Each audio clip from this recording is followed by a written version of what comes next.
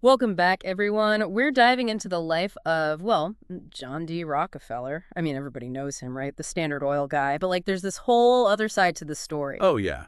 A lot more to him than just oil. Exactly.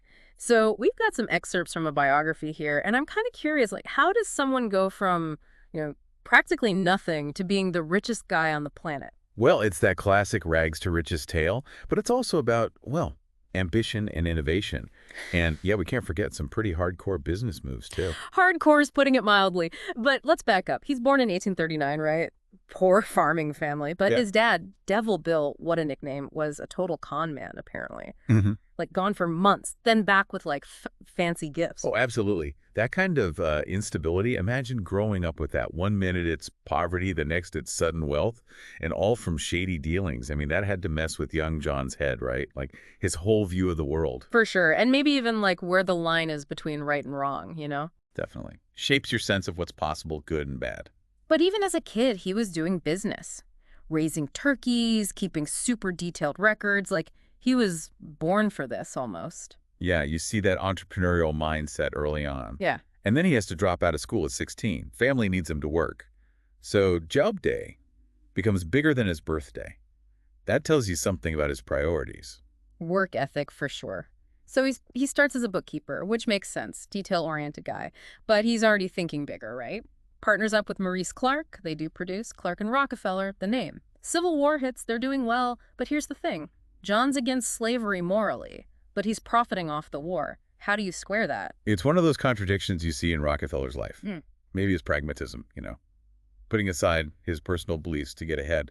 War's an opportunity, even if he ate the reason for it. Makes his next move even wilder then.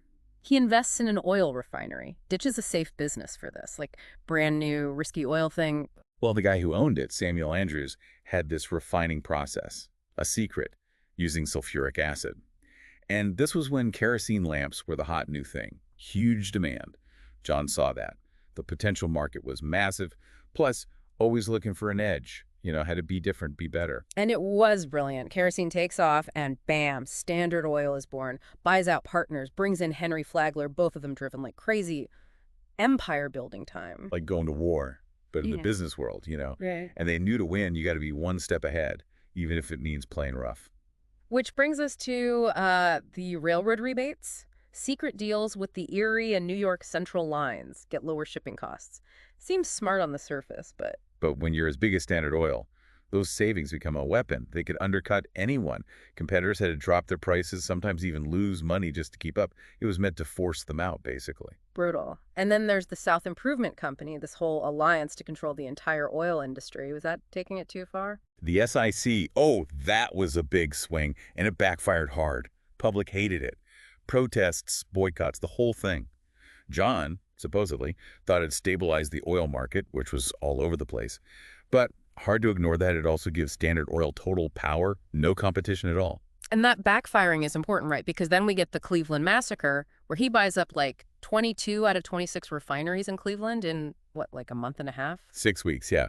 Total chaos after the SIC debacle. And he uses that. Uh-huh. Buys equipment, reserves space on trains, so his rivals literally can't function.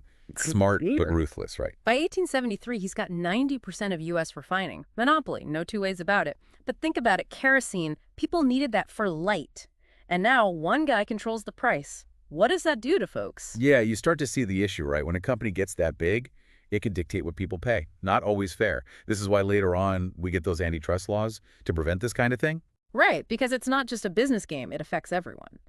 But then he goes up against the Pennsylvania Railroad, another huge player. This wasn't just business, it was personal almost. Oh, for sure.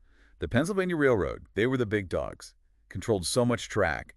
And their leader, Tom Scott, he wanted to break Standard Oil's hold on transportation. So how does John handle that? Full-on counterattack. Standard Oil builds pipelines, refineries, anything to cut out the railroads. Starts undercutting their prices, too. Price war, basically. Brutal stuff. Risky move, even for him. It shows you how far he'd go to protect his empire.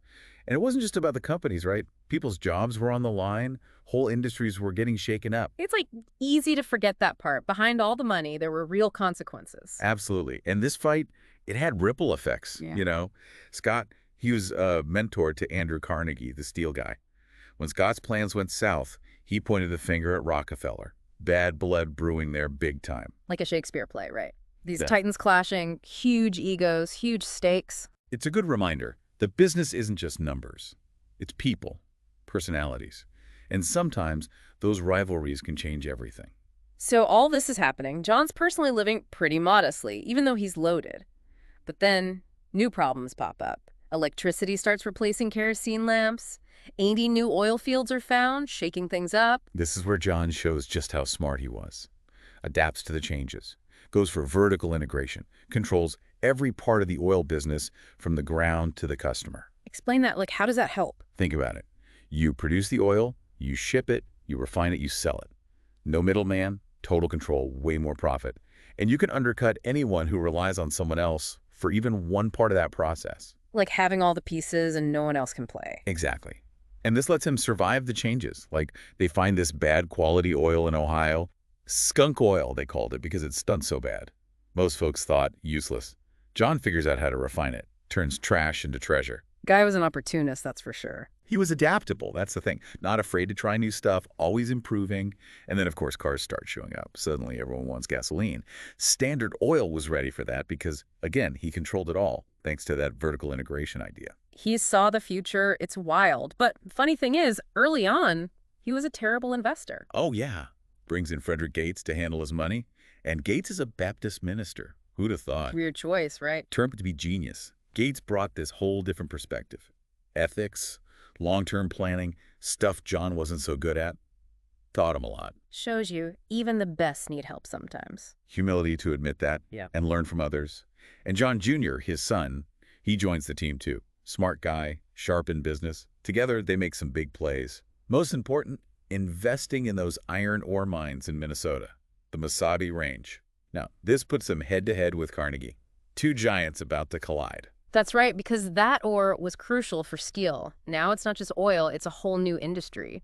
Seems like their rivalry was more than just business, right? Like, who's the top dog? Oh yeah, huge ambitions clashing. They both wanted to leave their mark, build empires. Controlling that iron, that was key to that fight. And it all leads to this thing called the deal of the century. Carnegie, Rockefeller, A&D, JP Morgan get involved.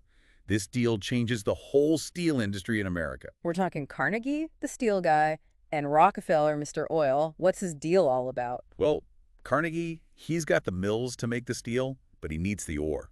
Rockefeller, he's got tons of ore, but doesn't want to build steel mills. Too much hassle. So they need each other. Exactly. They make a deal. Carnegie gets guaranteed ore, good prices on shipping, all from Rockefeller's mines. Rockefeller avoids the headache of starting a whole new steel operation. Win-win, it seems. Yeah, for them at least. But then comes JP Morgan, the big-time financier. He sees the real play.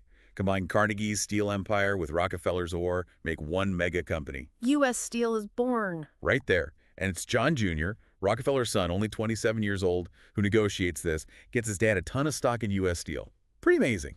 A young guy creates the biggest company in the world. And think about this, Rockefeller, the bad guy monopolist, he's part of building this huge company. It's kind of ironic, isn't it? Legacy is complicated, that's for sure.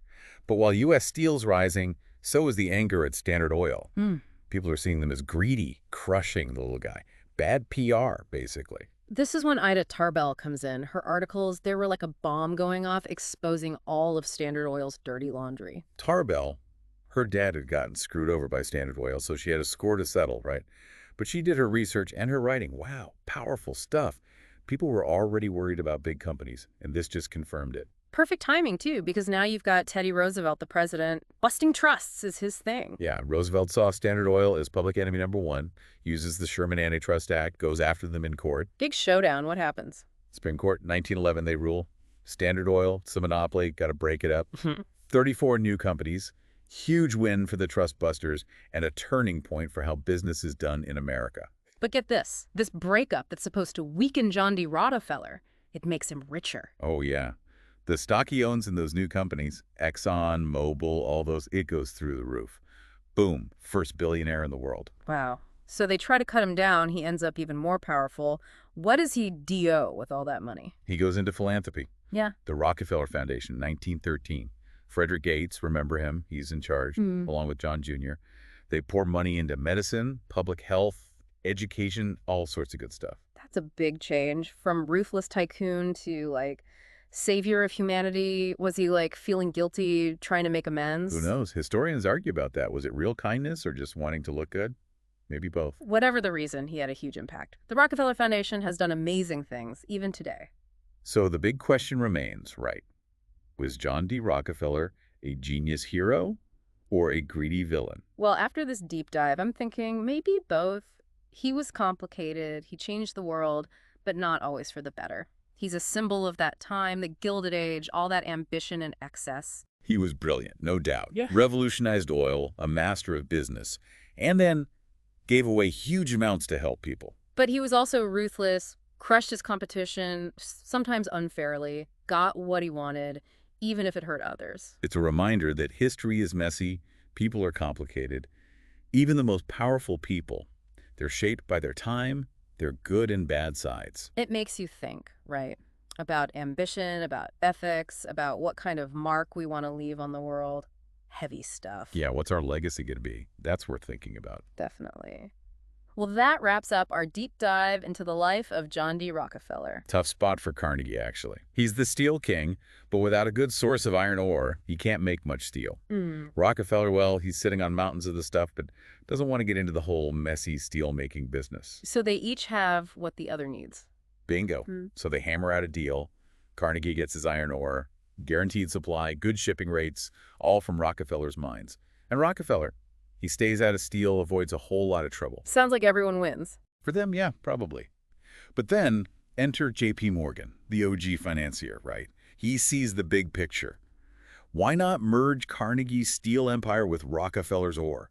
Create a monster company, bigger than anyone's seen before. And that's how U.S. Steel is born. You got it. And it's John Jr., Rockefeller's son, who handles this deal. Only 27 years old, goes toe-to-toe with Morgan, and gets a sweet deal for his dad.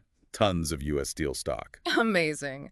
A young guy basically creates the most valuable company in the world. And it's Rockefeller, the supposed villain, who's part of this. Kind of makes you think, huh? Legacies are weird like that. But as U.S. Steel's taking off, people are getting more and more fed up with Standard Oil. They're seen as this greedy monster crushing everyone in their path. And then comes Ida Tarbell. Her articles, they were brutal, exposed all the shady stuff Standard Oil had been doing. Tarbell, she had a personal beef with him. Her dad had gotten the shaft from Standard Oil, so maybe a little revenge mixed in, right?